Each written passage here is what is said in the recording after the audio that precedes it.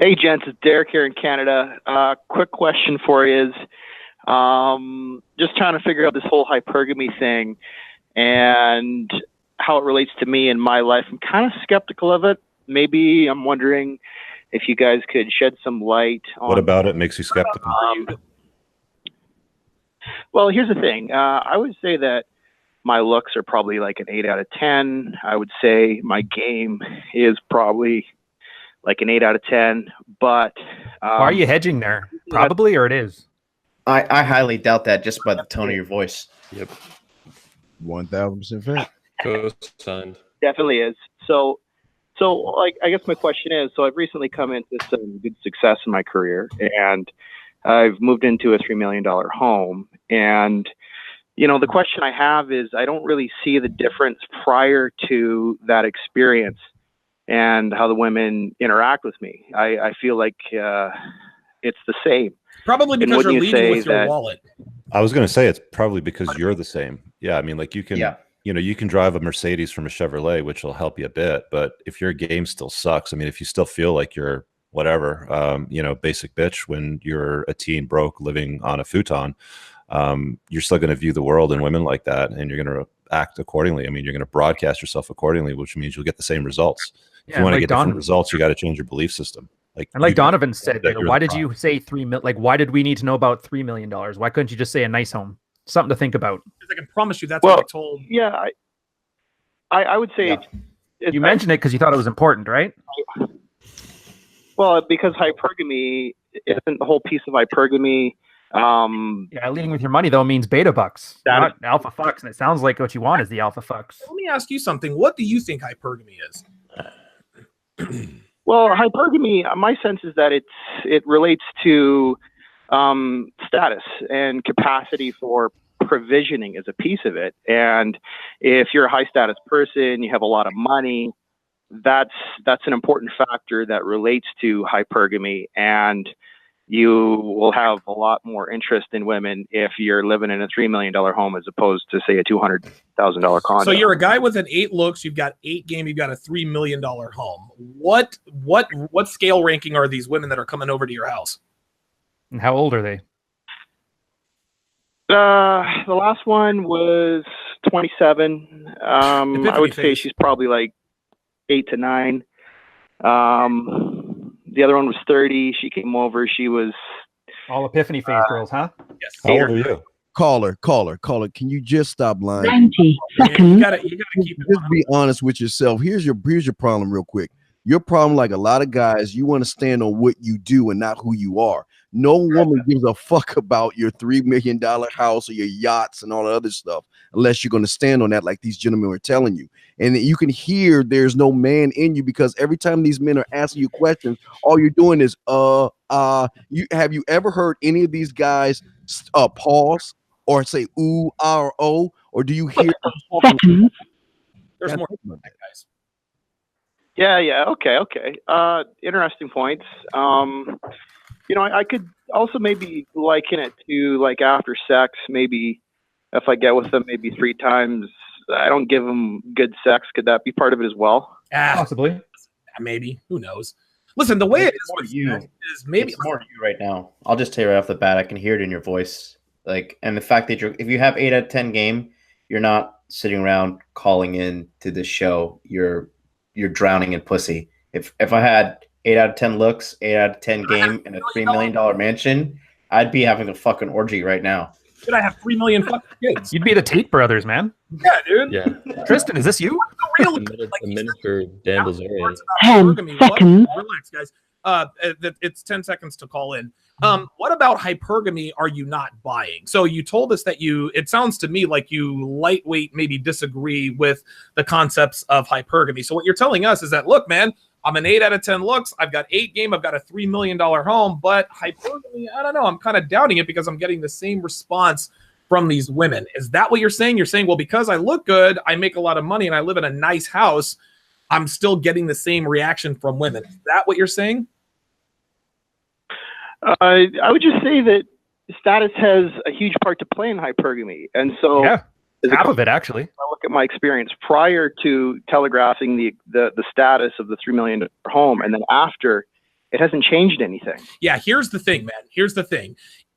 And you have to understand this very clearly. Discovery trumps disclosure. Listen, here's the thing, man. No girl wants to hear you say you've got a $3 million home unless she's a 45-year-old 9, right? Like,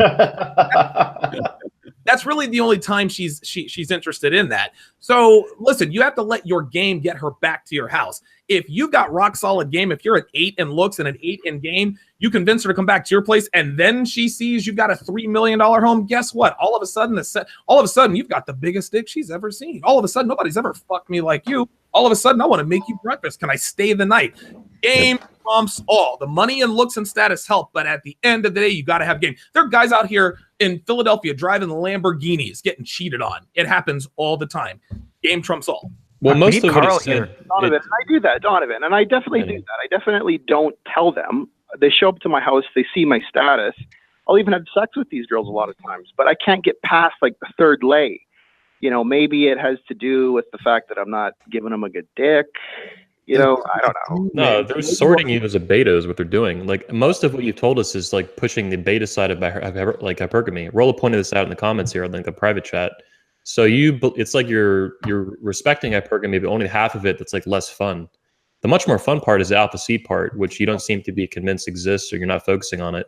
You mentioned 8 out of 10 game, but he had a great point on this where he did his Tinder profile. This guy keeps saying that he sucks in the bedroom. Yeah, like that is pretty significant. That's why I'm right? thinking this is almost like a troll here. Okay, first off, you're subscribing to what I call the Jordan Peterson definition of hypergamy, which means that there is only one side. It's the provisioning side. It's the beta buck side. It's if I have the money, she's going to show up. If I'm a leader of industry, if I am the guy that follows the old social contract to the fucking letter, then women are just going to start lining up for me. And the fact of the matter is those guys get cheated on daily. Now, let me tell you something else here. And this goes back to the guy who was the guitarist who called in here. The most amount of pussy I ever got was in my 20s when I had a beat up 1979 pickup truck with no fucking tailgate. I had an amp and I had a bass. Okay, dude, and I didn't have a floor in my house. I'm with you. And I had a single room studio in North Hollywood, and I didn't even have a box spring. Okay, I had a mattress. All right. And you know, and I had a spool for my dining room table. You know, one of those big spools that they have. So, and I was getting laid like tile. That had nothing to do with I didn't need a charge card from Bed Bath and Beyond to get chicks. Okay, girls came to me. All right, I had pre-selection, I had status, but I had status in the sense that I was an up-and-coming musician. I was playing a character that these chicks wanted so much that they would come to my place to have sex with me. Okay, and it was an alpha arousal attraction that we had to each other. Now, that's the other part you need to understand is like just like there is alpha fucks and beta bucks, there is arousal and there is attraction. And what women are attracted to is not necessarily what arouses them sexually. Okay, so what you are doing right now is you're putting all of your energy into one side of hypergamy, which is the provisioning side. It's the beta buck side. It's like if I got my shit together, then women owe me, but women are more likely to have sex with me because I have a $3 million house, because I drive a Lamborghini, because I have all this stuff. And I can tell you right now, I know. So, I mean, we were just talking about this a minute ago. What was the guy who was the guitar player who calls in and says that, you know, married women are slipping their numbers into his back pocket. Their husbands are probably guys just like you. Like you, dude. Yeah, who have their shit together, who go to work every day, and they just simply don't understand the dualistic nature of hypergamy. And so what I think you need to do is you need to focus on the alpha fuck side, the arousal side, the raw alpha nature of yourself, to find that confidence in yourself. Because I think what Jonathan is saying here is true as well. It's like you're focusing too hard on the beta buck side of things and hoping that's going to carry you through. I will tell you right now, what's going to happen if a girl comes along and I think what's happening right now is if a girl she sees your $3 million house, she's thinking, what's wrong with this guy? How come this guy doesn't have a girlfriend? How come this guy hasn't been married already? How come this guy, he's got all this money, he's got all this shit going for him, but he has no game and he has no woman. And it's like, you've got this $3 million house and maybe you've got a housekeeper that's taking care of it for you, but there's no woman around, and women are going, what's wrong with this? It's like having a super hot chick who's like 36 years old and she's never been married and has no kids, right? What's wrong with her? Well, I mean, the fact remains, if if you're not getting past the second or third date with women, like if they're not calling you back or they're ditching you after a few dates, it's you, man. Like you got to look in the mirror and figure out what's wrong with your fucking game. I mean, you don't have an 8 game if you can't, if you're not the one making the decision on when to end the relationship and she's doing it like 10 times out of 10, you don't have 8 game. Like that's where you got to start, really. I'll add this for this game part. If we assume what he's telling us is true at face value, like he does have 8 out of 10 game, let's just assume that he's using a different concept for game than we are. The game he's talking about, if it's true, is like social skills game. So you can have all that down, but then what he's telling us with the sex part, if he's unconfident in his sexual skills at all, then he doesn't understand like actual game, like real game, as I would call it, red pill game. If you understand the red pill and you have some basic social skills, you should be having some crazy ass sex in the bedroom. Like you should be blowing these chicks' mind just because you're having fun and doing what you want to do. You're taking Rollett's concept, in my opinion, of MPOO, you're putting in the bedroom and you're just fucking going wild. So if you're not doing that, you don't have game.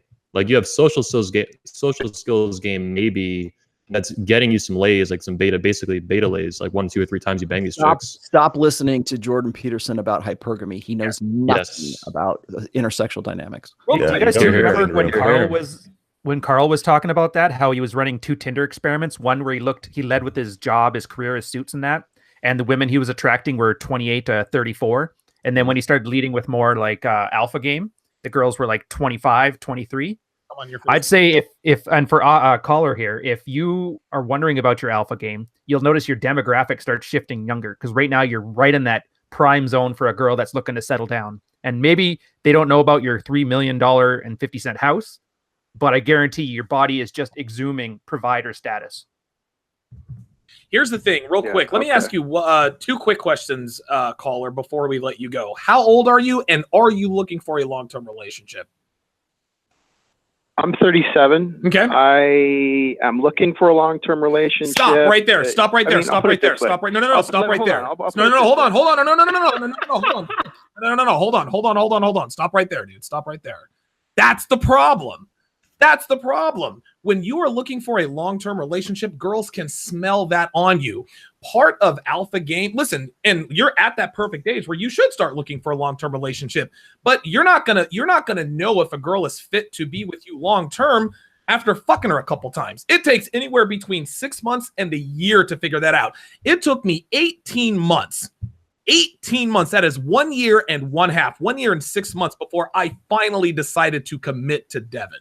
It took that long. I wasn't even 100% sure at the maybe year and 3 month mark. Maybe at the year and 4 month mark, I said, okay, she's got what it takes. She can handle me. She deals with my nonsense and my craziness. So I think maybe this could work. And here we are over a year later, and we're still going at it.